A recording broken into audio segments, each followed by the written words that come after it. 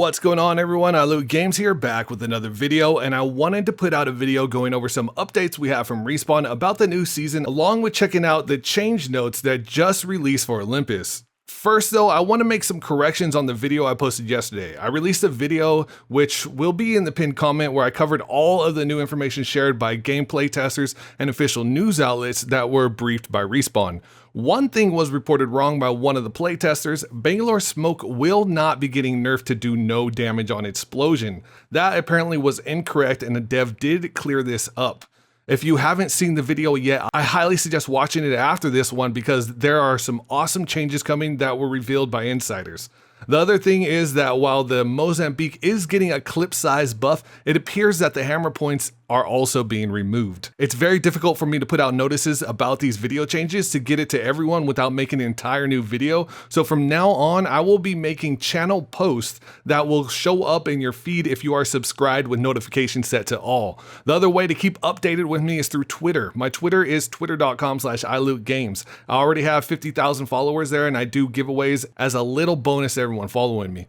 There are a few other juicy news tidbits I want to get into, but first I want to tell you about my sponsor Glitch.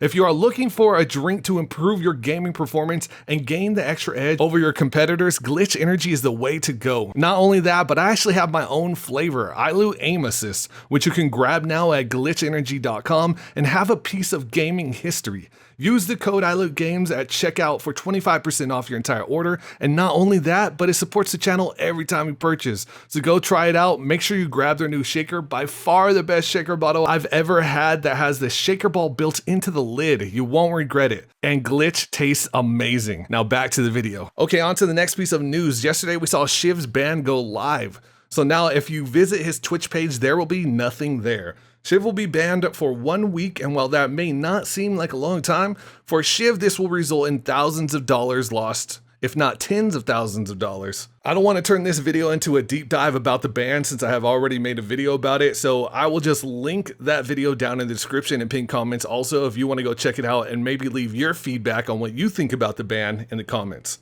The other thing I want to cover before we jump into the Olympus patch notes is that today the War Games event ended and the Golden Week sale began. I honestly wasn't too impressed by it, and when I shared the news on Twitter, everyone seemed to echo the same sentiment. It seems weird to make a sales event where there isn't much of a sale, and everything is basically recolors, but maybe someone was really interested in it. I don't know. I'd really love to see your thoughts down in the comments below about this sale. With the War Games mode ending, of course there was a server issue that came along with it, but Respawn was able to quickly isolate the issue and push out a patch. So if you stopped playing this morning because of server issues, just know they have probably been resolved now. Before we jump into the Olympus map notes, I wanted to ask you guys a quick question. What do you think about pros creating Smurf accounts to see how fast they can go from bronze to masters? Then on a different layer to the same question, what do you think about full pro teams creating Smurf accounts to 3-stack from bronze to masters? I'm curious your thoughts. I won't give my opinion, but I'm thinking about covering this a little more in the video and was wondering if you guys would be interested in watching it or had any interesting thoughts about it. Please comment below. And actually on this next topic about Olympus, there's some changes that I'm going to be talking to you about that I'll also want your feedback on. So just wait until then to answer both questions. It would help me a ton. All right, let's go ahead and jump into the patch notes. Prepare for my mic to sound different in 3, in 2, in 1. All right, let's go over the patch notes. And this is my first time reading them, so you're going to get my reaction raw the first time. Identifying our goals for Olympus. Our map updates have always allowed our designers to shake up current rotations and give you new exciting combat spaces to learn, master, and hopefully outplay your opponents. For this latest season, our first step was to identify what we wanted to change and how. We knew Olympus launched with fewer points of interest than our previous maps, so we wanted to tackle that first and lay the seeds for future content. We have grand ambitions for the future of Olympus, and this season you'll begin to see those ideas take root literally.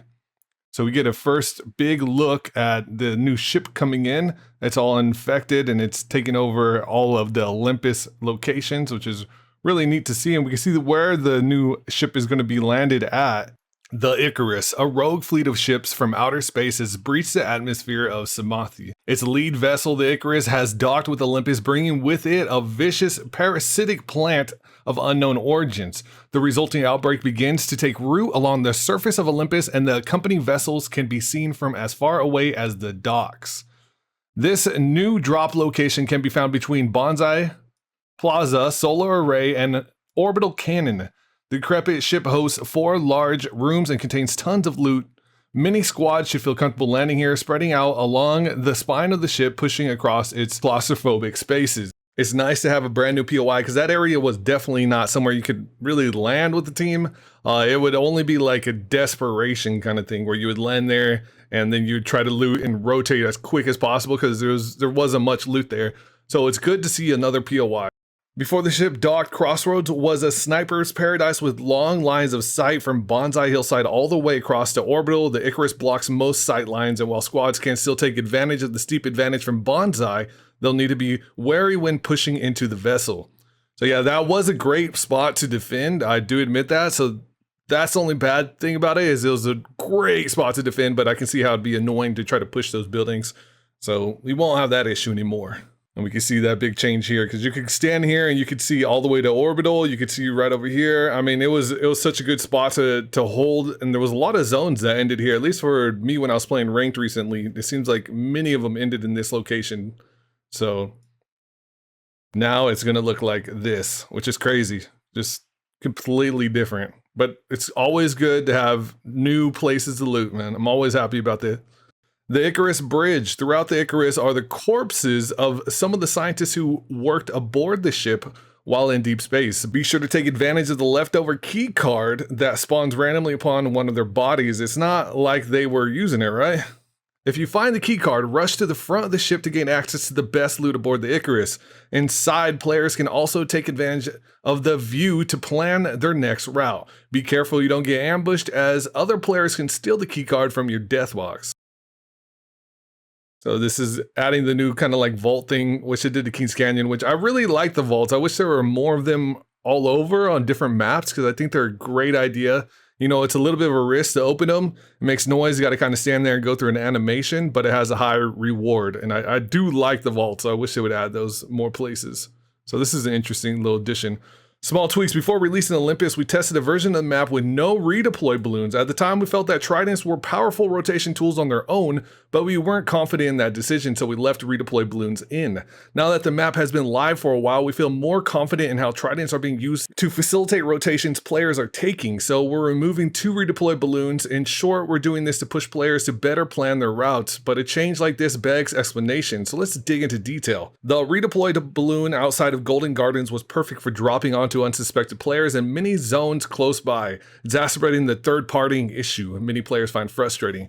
With the height of the zone and the position of the balloon, players could land on top of squads in Grow Towers, Energy Depot, Hammond Labs, and the infamous choke of Phase Gateway Central. We believe it was too powerful of a rotation option with very few drawbacks. While we consider simply lowering the balloon, we realized we'd have to make significant reductions in height to reduce its rotation strength. So we decided it would simply be better to remove it. Players can still move forward to the Energy Depot redeploy balloon for just as much power in rotations, but with a little more risk of entering the zone. So this balloon is gone now. That's very interesting. And it looks like they lowered the other ones too. Unless this is just a different angle. That's interesting. So no more of that one.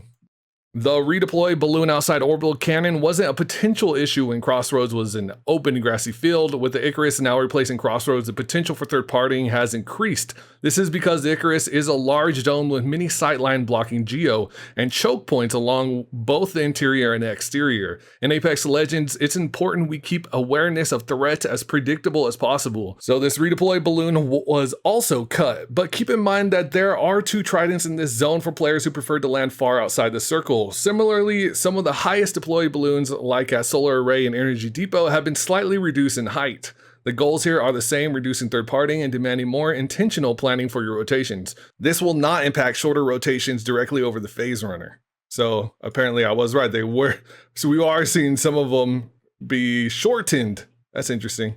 And then that one's completely gone now, but you have the Icarus there, so it makes sense. They don't want you to be able to third party as hard, although I feel like walking up on it is dangerous too, because footsteps don't make sounds. So you're, instead of flying with your dive trail making a bunch of noise, now you can just walk in. I don't know.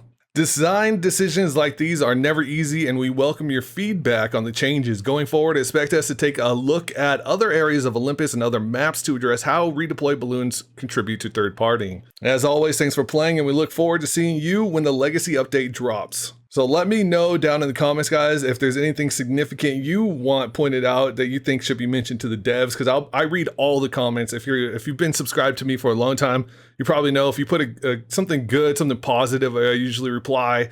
I like to keep in touch with you guys and read all your ideas. You guys usually share some awesome ideas.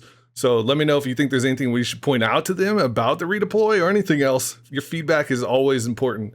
The other thing is that we're going to see kind of like the brightness of the map change. So I don't really think of Olympus as being like a dark map, but the before picture sure looks dark. But you're going to be able to see like a starry sky instead of this dark, cloudy look that we had before. So that'll be a little bit of a change. I think it's nice to have like right here, you can see right here. I think it's nice to have a change in scenery, kind of like I almost wish that there was the dynamic weather, because it just makes it feel different when you play. And I feel like a little bit of a darker atmosphere like this, a clearer looking field of view, but with a darker, like more contrast, feels better on the eye and it's easier to play longer. Well, that's just my thoughts though. Let me know what you guys think, and I'll catch you guys next time. Or I'll see you guys tonight on Twitch, twitch.tv/iLootGames. Have a good one.